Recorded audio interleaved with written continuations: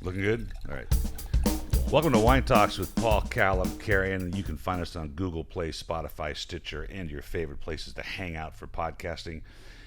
Always sponsored by the original Wine of the Month Club. That's wineofthemonthclub.com, where they're sporting the new Pure Wine Club, which features biodynamic and organic wines delivered to your door. But today we have a very, very special guest. How about that intro? That's beautiful. I'm very special. We have Mary Taylor here, and I was introduced to Mary on Tuesday at our regular tasting, Wednesday actually, with an old friend from the wine business, Jerome, who used to bring me wines from France, God, probably 20 years ago.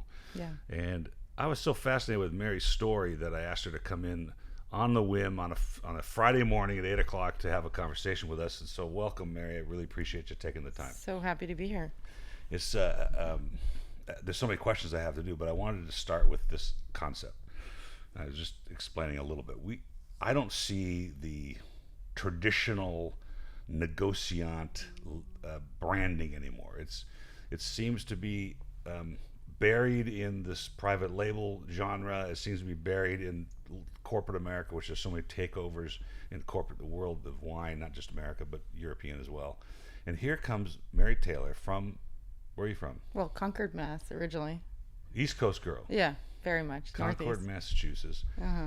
Who we're going to get into your history about dabbling all these things, but I want you to tell the group what a real Negociant does. What's their real purpose, and how do they go about it? With pleasure. So a Negociant is a company that either buys grapes, they buy wine, they commercialize, they have grower contracts, maybe they rent vineyards. It's any kind of merchant that sort of buys and sells wine, and it's not domain bottled, right? But then there's the big Negociant houses, which I love, like Louis Jadot. I think that's a really that's true. Right. Girardin, or even Georges Duboeuf. I'm not as huge on that one, but then there's they screwed up Beaujolais. Yeah, they really did. It's a tragedy. So there's these like patrimonial houses that have lasted 300-400 years. And actually, I used to live across the street from Bouchard. Wow. Yeah. So when you were in Burgundy? Yeah, I lived on the periphery. That's amazing. Yeah. But so the way they bottle is that they put their mark, they call it a grand mark in French, and then they give credit to the vineyard where they get the juice or the wine. I think usually they make the wine themselves, but they don't have to. So I fashioned my company after that. That's interesting, because I didn't even Louis Jadot, absolutely one of the great Negociants. Yeah, but you fabulous. don't think about it. Yeah, that way. Fevely, Bouchard, Drouin. Right. Yeah. Drouin too. Yeah, you sort of look at those brands as those brands, and so I suppose they're successful in the public persona that they've created as Louis Jadot. Yeah, and I think they've done a huge service for French wine, because if you trust Louis Jadot, you might try a vineyard that you wouldn't normally look after. For sure. Yeah. Now you're saying this, and wait a minute, at the bottom of the label of many of their Burgundies, some of their houses are theirs, but many are the Negociant labels. And there's lots of little nuances, and they're the ones that are theirs. You can see sort of, and in Champagne, for example, you have RM and Récolte Maison versus Récolte Negociant. So as a Negociant, here's this young girl from Cambridge, Massachusetts. She's dabbled in some things, and we'll talk about that in a second. But your latest venture, the thing you're doing now, is you're sourcing. Are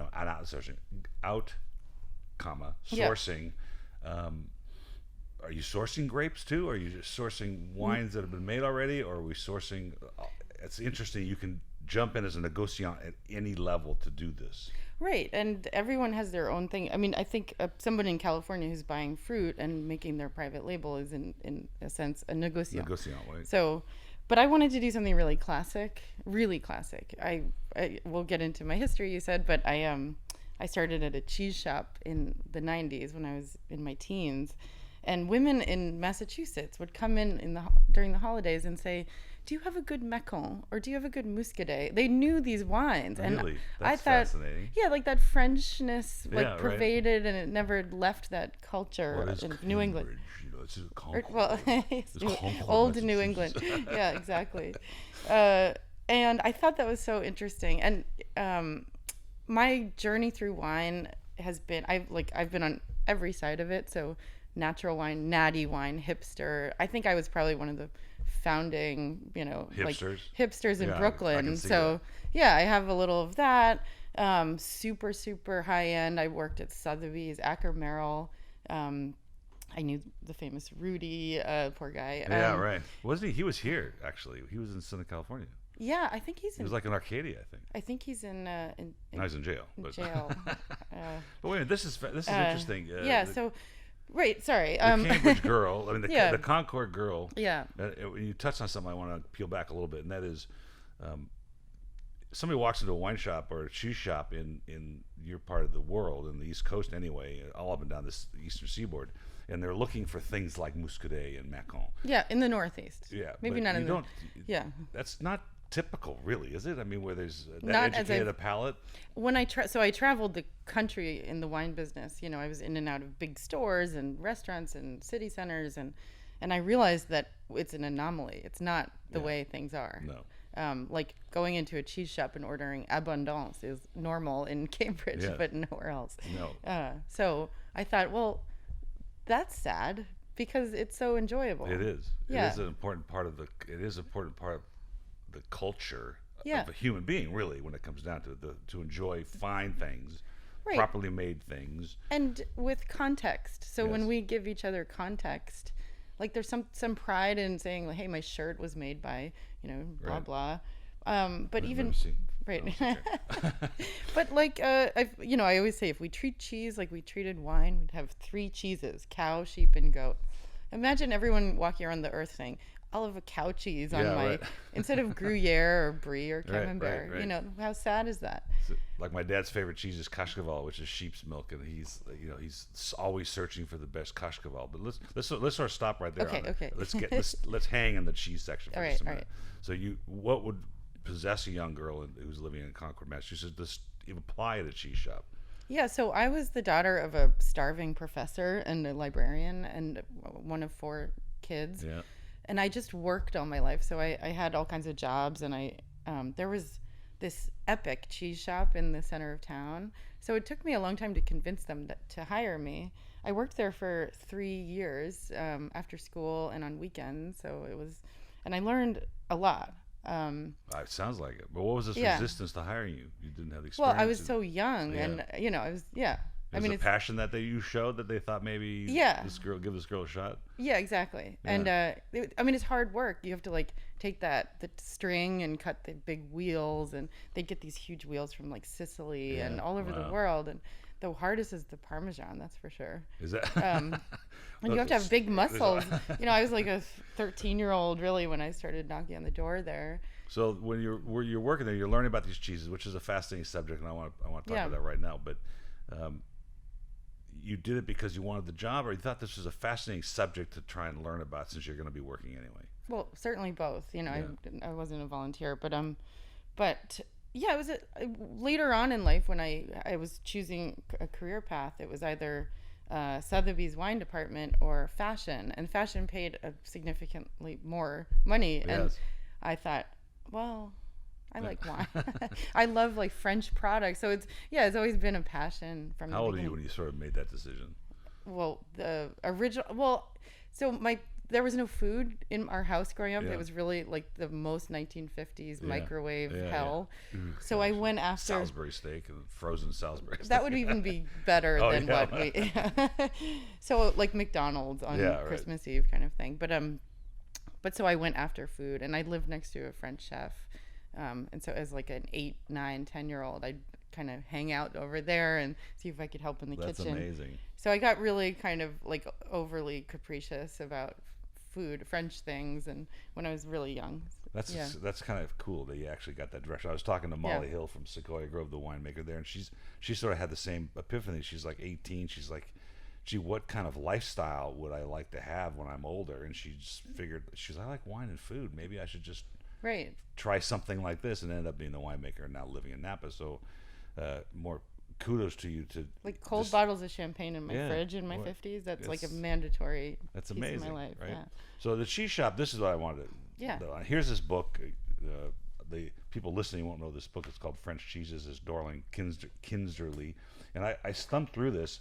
Actually, I use this to look for names of wine brands I want to create. Yeah, Because I it's understand. they're such cool names. But I'm reading through this, and there's sort of this AOC, appellation contrôlée of cheeses. I didn't know this. Yeah, and salt. And you mentioned the other day that there was what, 4 Grand Crus or 6 Grand Crus? 5 Grand Cru goat cheeses just for the Loire Valley. So it's a huge subject for cheese. There's 350 kinds of cheese appellations, and just in France.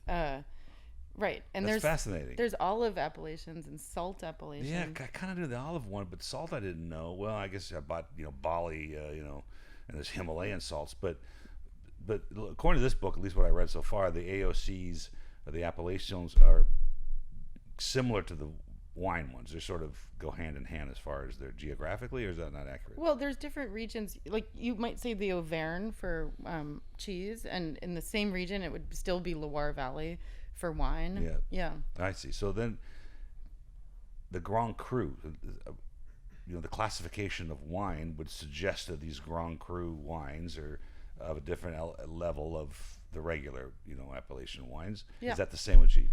Sort of. I mean, Grand is it Cru the goat's milk, or is it just the...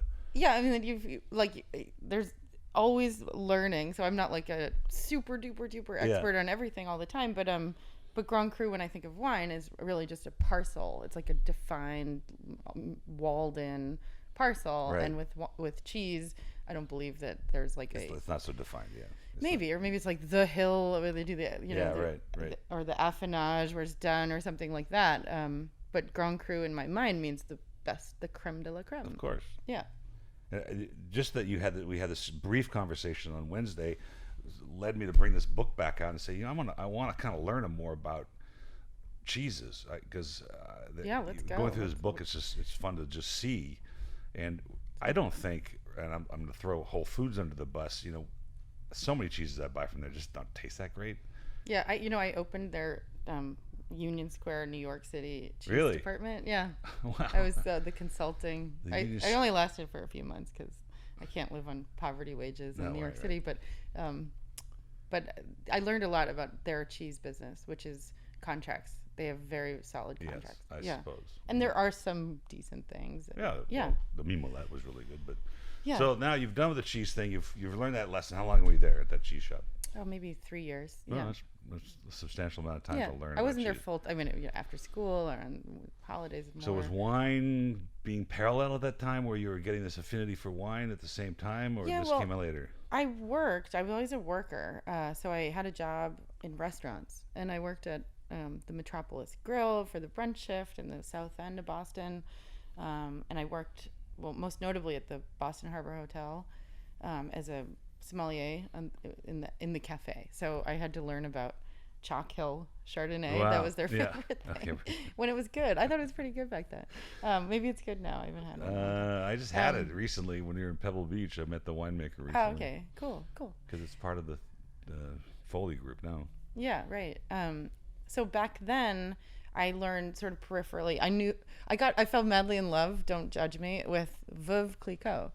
I thought that was the coolest thing in the world. Then. We'd go to better. nightclubs with our fake IDs and like sit at the bar. This friend of mine who was equally like effete about these things, and we'd order a Veuve Clicquot by the bottle, and it was like $60, and that was like that was all the money I'd made that day in catering For Veuve Clicquot. and for a bottle of Veuve.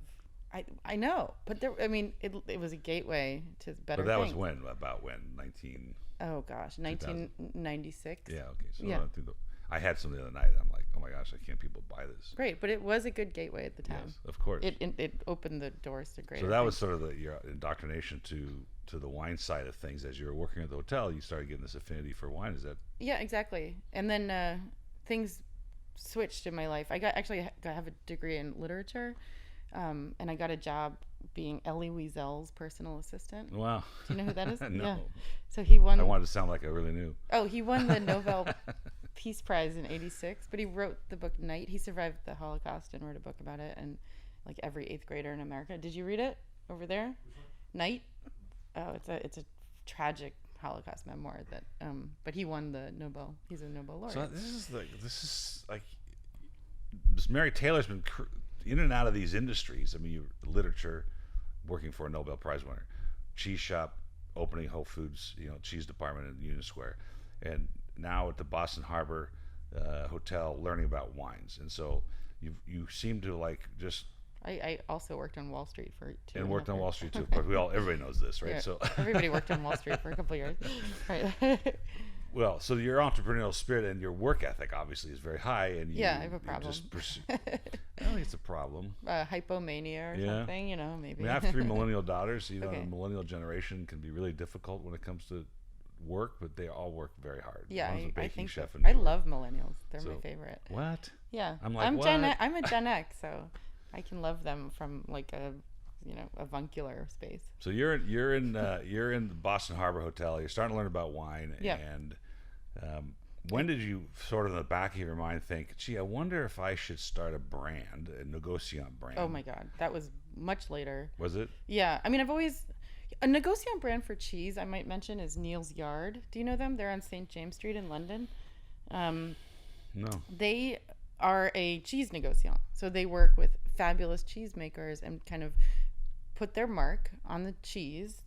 They, of course, like do all the quality control and make sure the cheese is made in the way that they believe in. They highlight cheeses that, like Gubine from Ireland, that you wouldn't have ever found yeah, right. without their sort of promotion. Sure.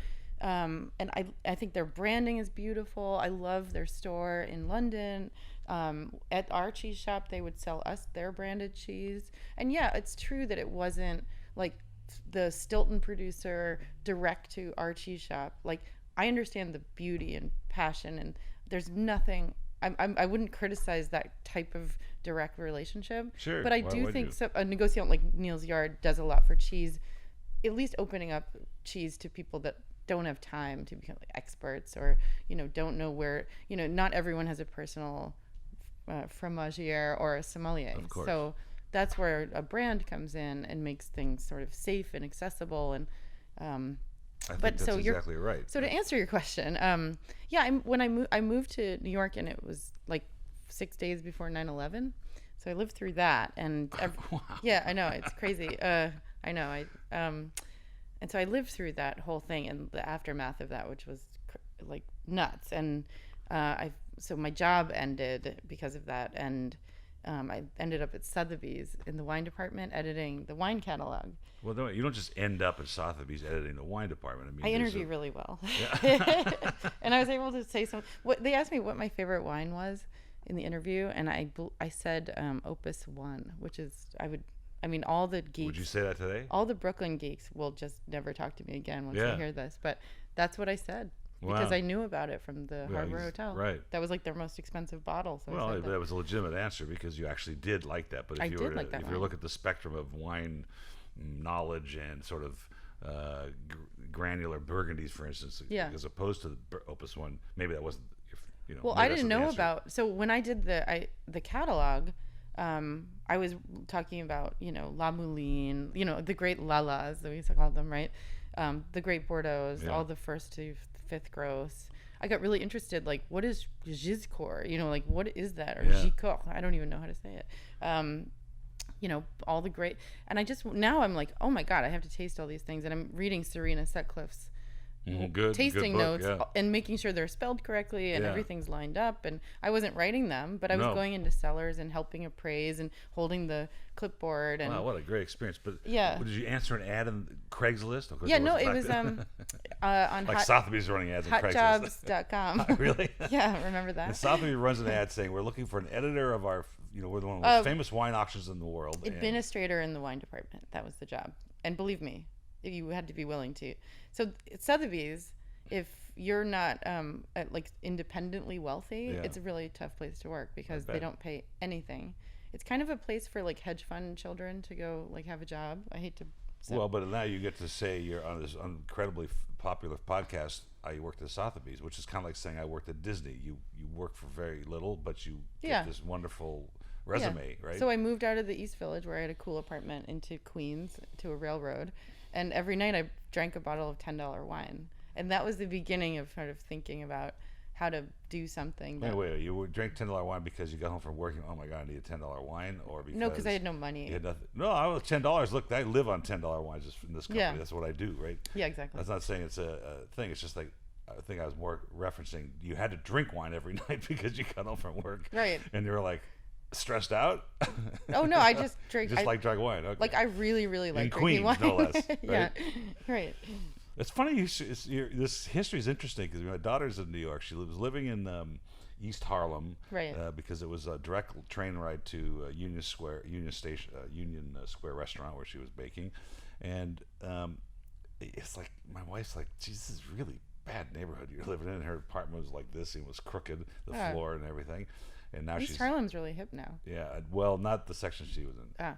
She said, "Gee, Dad, I thought it was nice, but from 2 o'clock to 4 o'clock in the morning, it's not so nice." And that's of course when bakers get up and go to work. Right? Oh no, yeah. But she's also had the same affinity you are having with Brooklyn hipster wines, and this is where I spent $75 on a bottle of Sicilian biodynamic Nero d'Avola that was Pickle juice. unpalatable. Yes, but that's just the interesting part of the business. So, how long were you at Sotheby's? 1 full year. Yeah. Mm-hmm. But what an exciting thing to do would be able to edit the listings, and Sotheby's being one of the great wine auction houses in the world. Yeah, taking bids was my favorite. People on boats, like in On the phone? in Madagascar or something, would be like, "Can you get me some of that Clos de la Roche, some Ponceau?" Yeah, no, bid again, go up, and it was like, wow. So you were part of that Wow. scene too, because Yeah. right up the street from here is a place called Jean Morin, and I'm an auction kid. I grew up picking up from auctions, delivering to auctions. My parents would go to Europe, buy a container of antiques, Cool. bring it to a home, and then send it to Yeah. various auction houses in LA. And I'm totally a junkie. I just got off this morning off of an auction site. I love it. And so they have a bank of people with their phones, right? Yeah. Well, now they have the internet, okay, and live. You got a paddle, and Yeah. then they have. Well, things. it So was- you were on the phone then? I was on the phones. Wow. Yeah. And I also worked in the evening art auctions because they needed backup. Yeah. So they take the wine people and bring us to the evening art auction was like where every celebrity in the world would. Is that the greatest? It was so fun. I think it's like the ultimate of capitalism, where it's just highest bid wins. You Yeah. want it, you got to pay for it. I'll have to tell you a quick story. We were at the Concours d'Elegance a couple of years ago, and my wife and I are sitting at the table watching these auctions. The cheapest car was $100,000, and we watched a car not sell for $21 million. It wasn't enough money. Okay, so that's the level of Gotcha. auction. They didn't And I hit got the up to reserve. go to the restroom, and I stopped at the booth, and I said, I could use a paddle. And she says, did you bring a letter of credit? I said, no, I didn't even think about it. She goes, well, can you show me a bank balance on your phone? I go, yeah. I showed her. She goes, okay. She goes, how much credit do you want? I said, 100,000, which I know wasn't going to get me anything, but I didn't want to, She goes, okay. So she gives me a paddle. I went back to the table, and my wife goes, what is that? I go, it's a bidding paddle. And she's like, what are you going to do with it? I go, probably nothing, because I don't think I can afford anything, but it really sucks to sit here not being able to do anything, right? Yeah, Not yeah. to least go, hey, Right. for that one brief moment where you own something. Oh, it's so fun. And yeah, It's so exhilarating. the isn't wine it? auctions are dangerous because they serve Krug all day, and then the good stuff comes out. I was just at one at Spiaggia in Chicago. Yeah. With Hart Davis Hart. Yeah, a couple weeks ago. I had Bartholomew Broadbent in, whose father, of course, is Michael Broadbent, and I showed him in this next studio next door. I have a Hubline wine auction paddle, and on the back are my dad's notes of the lots he wanted to buy. And Bartholomew and I were laughing because it was his father who was calling the auction, and my dad was in there bidding on stuff, and we had this little connection, which was really kind of fun. So Yeah. you're at Sotheby's, you learn about wine, now you know about cheeses already, and what's next? Well, so I'm really getting encyclopedic, and but Sotheby's, I didn't have the right clothes. I didn't feel comfortable. I wasn't rich. But you're going to be in fashion. I wasn't rich enough, like for Van Heusen or something. I wasn't rich, and I just felt like awkward. So I lasted a year, and then I went to Acker Merrill. Mm-hmm. Yeah, very famous. Yeah, which is a much more cool, fun place. You work till like 3:30 in the morning, but there's always like a magnum of Cristal Rosé for anyone just to grab a glass. At Sotheby's, they wouldn't let you, they'd all brag about where they ate last night, and you were just the minion. But at Acker, You're like, I had a $10 Chianti in Queens. that was actually the year Yellowtail came out. So Oh, I no, don't even forget want to it. admit Don't go what there. I did. Don't really. Yeah, so at Acker, you really had a seat at the table. And I was at wine auctions, and I was drinking with like hedge fund managers and tasting everything and all these tasting events, and that was really cool. Yeah, And that sounds really cool. yeah, and I actually built kind of a family connection with people there that remain to this day. And we have a blind tasting club. And I got to see people's cellars. I mean, it wasn't just Park Avenue people. There was, humble, like Juilliard professors who are just like obsessed with wine. All their money goes to wine. Wow. They never had kids, so they have like a little bit of excess capital. When was this? So it's from like 2003 to now, because I still drink with these people. Is that culture at Acker and the New York culture, even with today's economy and the way the wine business has changed so radically in the last few years, is it still like that? Well, New York is full of so many people in different spheres: art, finance, music. Like Epstein's art that he put on. I'm sorry. Oh no, God! I mean, you have to have like some sort of a soul to hang out with us. But I have one friend who's a biochemist, researcher. He's in his 60s, and he hosts a dinner almost every it's like a Proustian table, so it's like almost every other night he's hosting people. If Jean-Louis Chave is in town, stays with this wonderful guy Chris.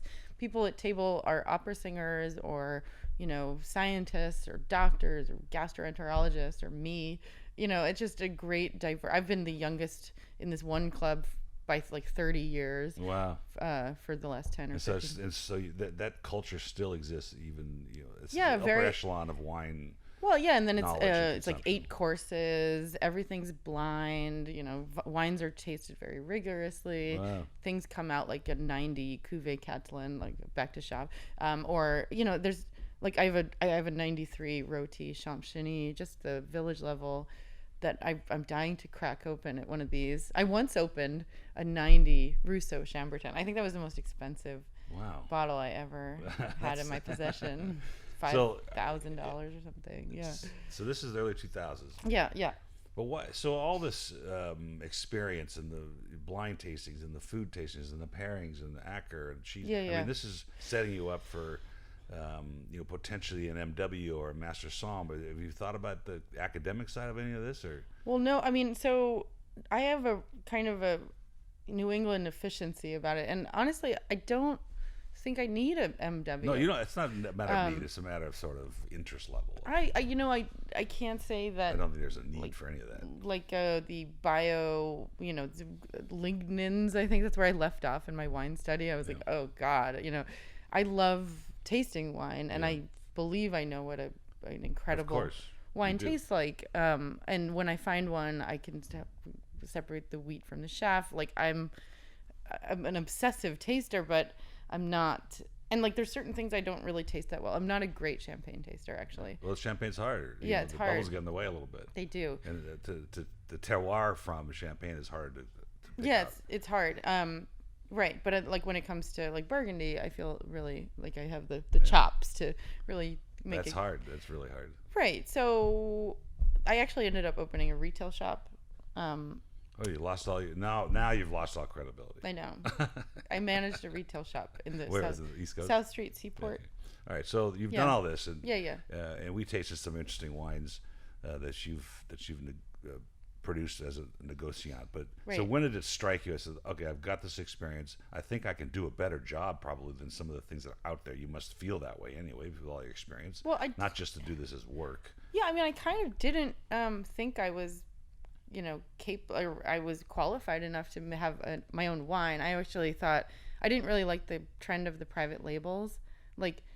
Joe Blow from Wall Street shows up in Napa, and suddenly you have like some fancy Tell me about they're it. flying in and out on their private jet. Like I was like, yeah, I'm not buying your story. I'm not buying your wine either.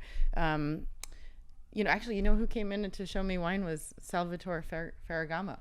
Yeah, really? He has his own Il Boro in Chianti. I was know like, the can wine. I get a discount on your shoot? I know the wine, but he came in to where? Into my retail shop to sell me wine. Yeah, so isn't that interesting? I'm going to stop you for a second. And this happens all the time here. Yeah. And I just got done making an offer on Jeff Gordon's wine, which is the famous NASCAR racer, and the wine was gorgeous. Right. All distressed though. I mean, he's down at prices that celebrity wines, and maybe Salvador Ferragamo is different because it's such a high level. He But doesn't put his name on They it never either. do. They never survive. There's very few. The worst was Marilyn Monroe Merlot. I'm sorry, like what that's insulting Okay, to all. so Yeah, let me tell you, a story. In 1987, they came to me with pallets of it. yeah, Pallets of the first vintage, which was Chilean. right. 86, I think it was. $5 they wanted to, back then. It's thousands of dollars now. People collect them. I mean, if you have the series of Marilyn Merlot, Yeah, you great. you can make like it's Yay. a financial thing. And you and I probably both agree that the financial investment of wine is probably not the best way to go about collecting, right? It's about the esoteric experience of wine, not the financial gain when you collect wine. That's not what it's for. I mean, in my some opinion. people make a living off it, and I don't, don't you know, get it. fault them. But So that's so the idea then came to you. You didn't think you were qualified to do it, but well, what I saw over years and years. So like, I'll just zip through. Did retail, moved to Burgundy, made relationships with growers, wrote a newsletter for 7 years about villages, came back, did wholesale, went all over the country with like as a portfolio manager, you know, really business, you know, brass tack stuff. And I just got really frustrated that most Americans have no idea what the appellation system is. I mean, AOC, nobody knows what that means. It's what protects the words in France, like Champagne or Sancerre or Chablis. And I think that's really an interesting concept. And there's hundreds and hundreds of appellations all over Europe. Italy's caught up to that. I mean, I can talk a lot about the denominazioni system versus the appellation system, but the way they protect their, you know, if you have a salt and they have the word Camargue on it, you know it comes from the south, the Mediterranean. Mm-hmm. If it has Gironde on it, it comes from the North Atlantic. So like there's a flavor profile you get because of the name of the place that extends to wine. And I think that in the like, $10 to $20 price point, there's nothing that makes that system clear and easy. So if somebody walked into a store, they're just looking at it like, it's so much confusion, and this post-prohibition categorizing of wine in America down to grape varietal. Mm-hmm. You know, so it's just like Joe Schmo Merlot or Ding Dong Merlot, or, you know, it's just like, who cares? Yeah, I've like, had that. what is that? You know, so I make a Bouzet. It's mostly Merlot. It's a place that's been there for, millennia and was made an appellation in 1973. It's like such an interesting story. But do you think then, what I hear you saying is, Yeah. in America we have gone to the varietal-based thing, and designations. But I'm wondering if that's because of the post-prohibition, the dumbing down of the American wine, because of our friend Joe Kennedy, because he was just trying to carve up the country for his friends to get access to alcohol and own the system. As an East Coaster, I can't diss the Kennedys. You know that. Of course Right. not, particularly Massachusetts. And I'm not saying it's a bad thing necessarily, except I can't ship to certain states because of that. But that more like, well, we didn't understand the appellation system enough and don't understand, or didn't then, the variation of terroir in the Napa or in the district Temecula, whatever, as opposed to the hundreds of years in the monks understanding Burgundy appellations and without the technologies to go figure out what the difference is, except what they grew and how it tasted, right? Right. I think they started making things like Chianti in California and Burgundy and things like that. Like Hardy Burgundy from Gallo. No Yeah, kidding. yeah. And that went on for a long time, which just further confused everything. Yes. And it was like, well, we can't make something called Burgundy from California because there's no Burgundy in California. It's wised up a little bit. Well, sort of, but it was like, okay, let's just go back to varietal. Let's just, and too bad that in America, terroirs were not more appreciated. Like a great, like if you said, I mean, what's your favorite vineyard in California? My job is to like them all. Yeah, right. And it's a moving target, right? Yeah. Palates change. Like as a buyer, I knew about Bien Nacido, for example. Yes. And so I was like, oh, if it's Bien Nacido, I'm going to like it more than a different Pinot Noir or a Chardonnay. Right. So my current sort of bent on Pinot is Russian River. I Okay. love the fattiness and the depth of it, compared Yeah. to the San Ynez, which I think is really good too. But that being a study, the terroir study, like if it was just a bottle of Santa Ynez, I don't know, like does Yes. like well, I joke. It should mean something to the American palate, but it doesn't necessarily, right? Right. So it's just, people walk into a restaurant, where I am in, let's say, Connecticut, and say, "Can I have a Pinot Noir? What do you have for Pinot Noir?" Yeah. And it's it doesn't mean anything. Like you're looking at this bottle of Valence I have in front of you, which is the utmost geekiness. Like people in the business 40 years have never heard of it. No, I had not heard of the district. Okay, so it's it's a Loire Valley appellation. Yeah. You could call it a red blend if you're really going to dumb it down, but it's there's some Pinot in there, but it's really the taste of the terroir with this, and the cheese goes along with it. So you felt like when you were doing this idea, in fact, the other night I opened a Napa Pinot Monticello, and it was the first Pinot from Napa that I had. Wow, this is really reeks of the Oak Knoll district, and you had to really study. I wouldn't know what that is, so you have to know. A little bit of camphor in there. It was really great. Yeah. And then my son-in-law's like, "This is really good." I said, "Well, let's just compare for fun since I have you here." Yeah. And I opened a bottle of straight California Pinot. Probably got some 3 or 4% sugar in it, just trying to dumb it down. And he goes, "Oh my God, this is terrible." I said, "Yeah, when you compare them next to each other." Yeah. But I sell a lot of this other one because it's easy to drink and it's slightly sweet. But people don't have time to do that. Yeah, to worry about. And that's actually why the appellation system was so great, because it's like, oh, I want to drink a Premier Cru, Burgundy. You know what that is. You know that's elevated status. Yes. Or a Maurice Saint-Denis quickly off the shelf. And there's protection that the quality is there. Then what you're getting at is that the AOC and the DOCG is allowing the consumer some protection to the status of the wine. Exactly. And so now you've felt like you wanted to bring these different appellations to America, and you only have French, you have Portuguese and other things as well. I have a Sicilia. I was actually just in Puglia doing a study of the Puglian denominazione, which is the same word as appellation. And even within, so in Italy, it's really confusing because there's a lot of denominazioni which include the grape variety. See, that's not the case in France. You never see Merlot de blah blah blah. Americans labeled Burgundy. Exactly. Chardonnay. Right. There's no Chardonnay in a AOC, but in Italy there's plenty. And one of the things was Primitivo. I thought this was interesting. There's 26 DOCs in Puglia, and Primitivo di Manduria is the one DOC Primitivo, and it's really different. It is different, yeah. And yet, if you ask anybody, even in Puglia, do you have a Primitivo? They'll give you an IGT. It's just grown anywhere. But so if you ask for a Primitivo di Manduria, they're like, "Oh, so she knows what she's talking about." Yeah, right. And it's a different wine. And I don't even think in America, and nobody but I mean, the highest echelons of importers are kind of still confused. Is that new Puglia? Because Puglia was always sort of the Lodi of wine in Italy. Like the Planck place. Yeah, it's the biggest bulk producer. But now they're making refined wines. Yeah, well, they have the DOC system, but no one's heard of it.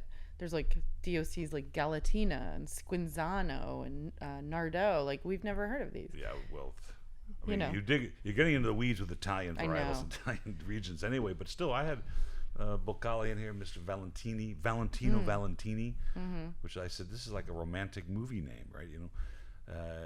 Sagretino, which I think is a gorgeous wine. I was just in Montefalco. Well, he was the mayor. Oh, okay. He was the mayor for I don't know, 2 terms. We tasted at Paolo Bea, which really? Have you had one of those lately? No. Phenomenal, the best. So were you sourcing in Montefalco, or were you trying to? It's too expensive for me. Yeah. There's some appellations in Umbria that I would look at, but the only Italian one I'm locked in with right now are 2 sisters growing organic Grillo in Sicily. Oh, wow, I love this. And it's beautiful. So it's incredible. It's so racy, but creamy, thick, gorgeous. When you say what's wine. your favorite wine, if I was to pick a category of something that just fascinates me, it's the indigenous Italian whites that just, to me, that blow me away. Yeah. There's a guy in another Campania, forgot his name now, and he's finding these vines of these ancient varietals on hills and regenerating them. There was a couple of stuff. I met in Gattinara, and now it's called Nervi, and the Conternos bought it, but they had revived all these old, kind of clone or Nebbiolo, So how many different now Negociant labels or brands have you under the Mary Taylor name? So there's one brand, but then there's all the different sub Yeah, so the appellations labels, etiquettes, whatever they- etiquette. Wait, yeah. So there's 12, all in Wow, total. That's a lot of work. Yeah. I mean, you would think that with all your experience, you've been very efficient with your time. It seems because you've done a lot of things. Yeah, I mean, you've experienced a lot, and you've retained a lot. Not necessarily. As a retail buyer in New York, I was approached by 150 wholesale companies, and I would taste and go to tastings, and I just tasted and tasted, and I knew everything back then. And now there's 500 companies, and there's like a zillion new wines on the market, and so it's hard. Okay, so if you're not a buyer and tasting like you taste with importers every day, you don't know what's going on everywhere. So I've lost a little bit of that. Well, I want to dig into that a little bit. There's been all this kind of movement, and there's two pieces I want to talk. One, you're talking about the negociants, and maybe yes, private label people would be considered negociants because they're sourcing some grapes and they're putting it in a brand, right? Right. But what's happened in this industry, and particularly the DTC industry, is they're bringing in these 50,000 gallon bladders of stuff. Mm-hmm. They're paying less than €1 a liter. And it's all about the graphic designer. Yeah, and they're bottling it that way and shoving it into the marketplace. And now what's happened on that side, and we're going to get to this list, restaurant list kind of conversation in a second, is that that side of the business has become a logistical play.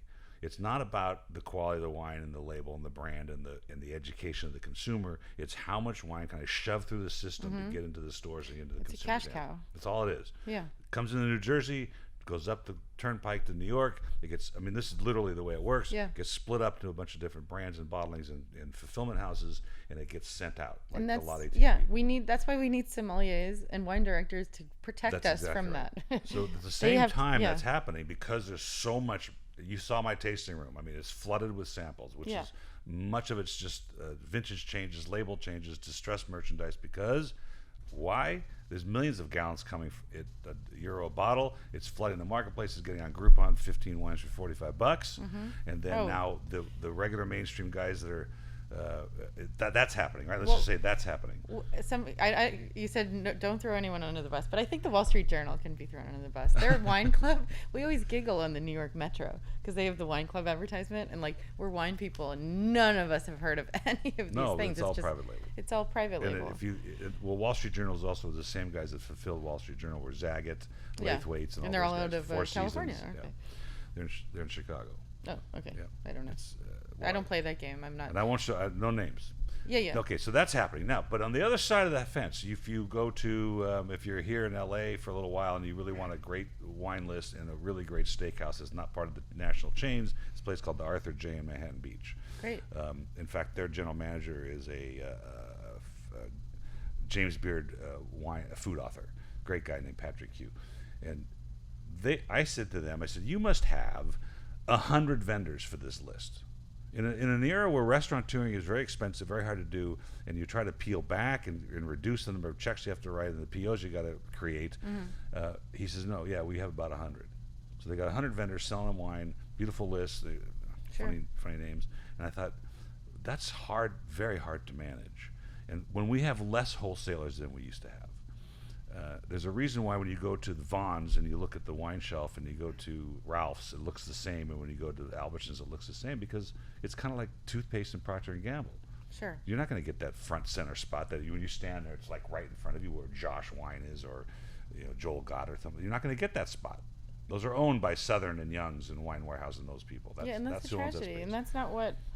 Great. That's not what the ladies of Massachusetts are after. No, exactly right. So how do we bring that back? Is it through projects like yours, where we're educating people on the appellation of a wine and the varietal that's in it because of that appellation? Yeah, I mean, honestly, we don't have big grocery store wine stores in New York. You don't? Well, in New York, it's illegal, so there's no chains, and that's where I've lived for 18 years. So, because of this like high regulatory, painful state liquor management, you actually have a lot of diversity of choice and a lot of gatekeepers who protect their selection. So I love that. I mean, I think shopping with passionate people, not just like rote corporate, but I do think most consumers can feel that when they're in a place that has a selection that's passionate and I mean, I think price is really important. I'm very price conscious. I'm poor. Of course. I make 1 cents on the dollar as a woman. So I have to, keep my checkbook in check. So I think that a store that does a good volume and has a super selection and looks at every valid wholesaler and picks the best things they have in their book, I think that's a job that they're doing great service for their customers and keeping the prices competitive. You said that you touched on a point I wanted to get to. Women in wine is a very popular thing now. Subject is all. Just go on LinkedIn and you'll find conversation after conversation. What is the premise of this movement or this awareness that the women have not been properly recognized in the wine industry, or now that there are so many women winemakers that we want to make sure everybody knows? I mean, to me it's like, well, duh. But so like, I mean, you see it every day. But I just go want to any winery in Europe, and they're like, oh, the wine. I mean, just the naming is always patrilineal. So it's just but France is insulting. Very patriarchal, though. I mean, it is. Well. But I mean, Paris is one of the most feminist places ever, and then there's this hugely patriarchal. The society's patriarchal. Just look at the way they do their nouns. I mean, they are patriarchal. I mean, my household is not patriarchal, but other people's are. But I think, if you look at the great importers. So when I was a buyer, it was before the natural wine explosion.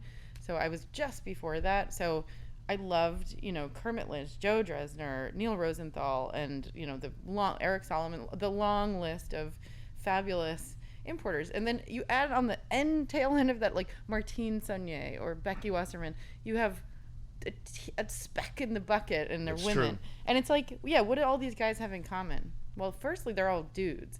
And I'm sick of that, because I think my palate is top notch. And I think women have fantastic palates. Absolutely. They're actually considered to be better palates. Right. And a great organization. And just, so I decided to just have the audacity to go out there and make my own.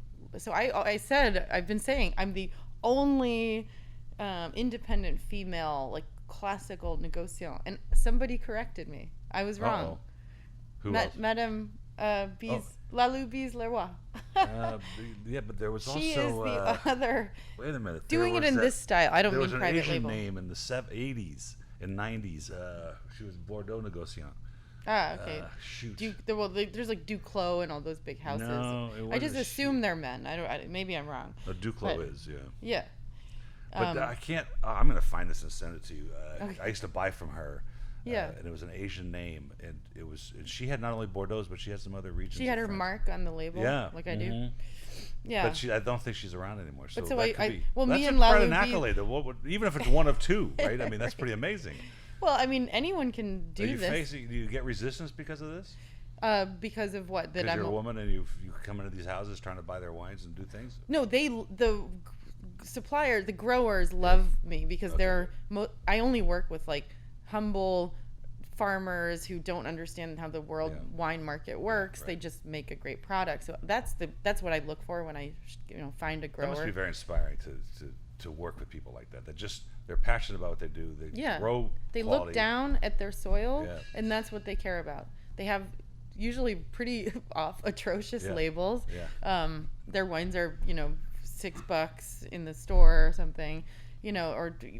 Pricing in France is fabulous. Crazy, you can drink a fabulous bottle for €10.